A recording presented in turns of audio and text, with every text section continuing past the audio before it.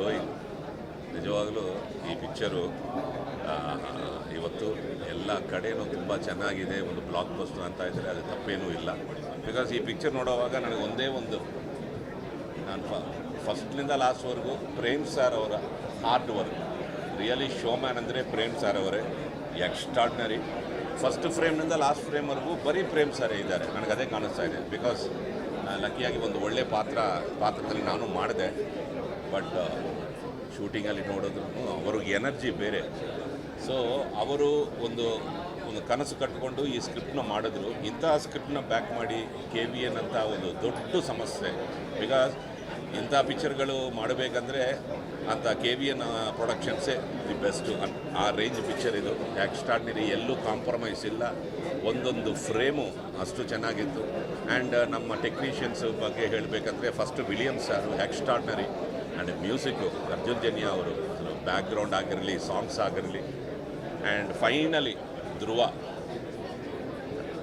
ಏನು ಹೇಳಬೇಕು, ನಟ ರಾಕ್ಷಸ ಅಂತ ಹೇಳಬೇಕು ಧ್ರುವನ. ಬಿಕಾಸ್ ಆ ಕ್ಯಾರೆಕ್ಟರ್ ಒಳಗೆ ಕಂಪ್ಲೀಟ್ ಹೋಗಿ ಕ್ಲೈಮ್ಯಾಕ್ಸ್ವರೆಗೂ ಅದನ್ನು ಮೇಂಟೈನ್ ಮಾಡಿ. ಆ್ಯಂಡ್ ಕ್ಲೈಮ್ಯಾಕ್ಸ್ ಫೈಟ್ ಆಗಿರಲಿ, ಆ ಎಮೋಷನ್ ಸೀನ್ಸು ಬ್ರದರ್ ಜೊತೆ ಆಗಿರಲಿ, ಫ್ಯಾಮಿಲಿ ಜೊತೆ ನೋಡಿ, ನೀವು ನೋಡಿದ್ರೆ ನಿಮ್ಗೆ ಗೊತ್ತಾಗುತ್ತೆ. ನಿಜವಾಗಲೂ hats off. And Prem sir, congratulations, the real showman. KD ಅಂದರೆ Prem sir, extraordinary. All the best sir. Thank you. ನಿಮ್ಮಿಂದಲೇ ಸಿನಿಮಾದು. Thank you sir. ಎಲ್ಲರೂ ಬನ್ನಿ ನೋಡಿ KD. All the best. ಏನು ಹೇಳಿ ಈ ಸಿನಿಮಾ ಬಗ್ಗೆ ಅಂದರೆ ಬರೋಕ್ಕಿಂತ ಮುಂಚೆ ಒಂದು 2-3 ರಿವ್ಯೂಸ್ ಬಂದಿತ್ತು, ಹಾಗಿದೆ ಹಿಂಗಿದೆ ಅಂತ. ಕೆಲವರು ಒಳ್ಳೇದಾಗಿ, ಕೆಲವರು ಬೇರೆ ಬೇರೆ ಏನೇನೋ ಹೇಳಿದ್ರು. ಬಟ್ ಇಲ್ಲಿಗೆ ಬಂದಮೇಲೆ ಐ ಸ್ವೇರ್ ನಾನು ನಿಜ ಹೇಳ್ತಾ ಇದ್ದೀನಿ, ಒಂದು ಪ್ಯೂರ್ಲಿ ಕಮರ್ಷಿಯಲ್ ಮಾಡೋಕ್ಕೆ ಸಾಧ್ಯ ಆಗೋದು ಮೋಸ್ಟ್ಲಿ ಪ್ರೇಮ್ ಸರ್ ಬಿಟ್ಟರೆ. ಈ ಥರದ ಒಂದು ಕಮರ್ಷಿಯಲ್ಲು ಎನರ್ಜಿ, ಇಡೀ ಸಿನಿಮಾದ ಶುರುವಿಂದ ಕೊನೆ ತನಕ ಇರುವಂಥ ಎನರ್ಜಿ ಸಿನಿಮಾದು, ಆ ಎನರ್ಜಿನೇ ಮೋಸ್ಟ್ಲಿ ಪ್ರೇಕ್ಷಕರನ್ನ ಸೀಟಲ್ಲಿ ಕೂರಿಸುತ್ತೆ. ಈ ಥರದ ಒಂದು ಕಮರ್ಷಿಯಲ್ ಸಿನಿಮಾ ಮಾಡುವಂಥ ನಿರ್ದೇಶಕರು ನಮ್ಮ ಕನ್ನಡ ಇಂಡಸ್ಟ್ರಿಯಲ್ಲಿ ಇದ್ದಾರೆ ಅನ್ನೋದಕ್ಕೆ ನಮಗೆ ಖುಷಿ ಆಗ್ತಿದೆ. ದಯವಿಟ್ಟು ಈ ಸಿನಿಮಾನ ಎಲ್ಲೂ ನೋಡಬೇಡಿ, ಥಿಯೇಟ್ರಿಗೆ ಬಂದು ನೋಡಿ. ಯಾಕೆ ಅಂದರೆ ಇದು ಥಿಯೇಟ್ರ್ ಎಕ್ಸ್ಪೀರಿಯನ್ಸ್ ಸಿನಿಮಾ. ಸೌಂಡನ್ನು ಕೂಡ ಅಷ್ಟು ಚೆನ್ನಾಗಿ ಡಿಸೈನ್ ಮಾಡಿದ್ದಾರೆ. ಆ್ಯಂಡ್ ಕ್ಯಾಮ್ರಾ ವರ್ಕ್ ಆಗಿರ್ಬೋದು, ಫೈಟ್ಸ್ ಆಗಿರ್ಬೋದು, ಎಮೋಷನ್ಸ್ ಆಗಿರ್ಬೋದು, ಇವೆಲ್ಲವನ್ನೂ ಒಟ್ಟಿಗೆ ಕ್ಯಾರಿ ಮಾಡೋಕ್ಕೆ ಸಾಧ್ಯ ಆಗೋದು ಪ್ರೇಮ್ ಸರ್ ಹತ್ರ ಅನಿಸುತ್ತೆ. ಆ್ಯಂಡ್ ಆ್ಯಕ್ಟ್ರೆಸ್ ಬಗ್ಗೆ ನಾನು ಮಾತಾಡಲೇಬಾರ್ದು, ಯಾಕಂದರೆ ಒಬ್ಬರ ಬಗ್ಗೆ ಮಾತಾಡಿದ್ರೆ ಇನ್ನೊಬ್ಬರ ಬಗ್ಗೆ ತಪ್ಪಾಗುತ್ತೆ. ಎಲ್ಲರೂ ಅದ್ಭುತವಾಗಿ ಮಾಡಿದ್ದಾರೆ. Total package, commercial, well made commercial cinema.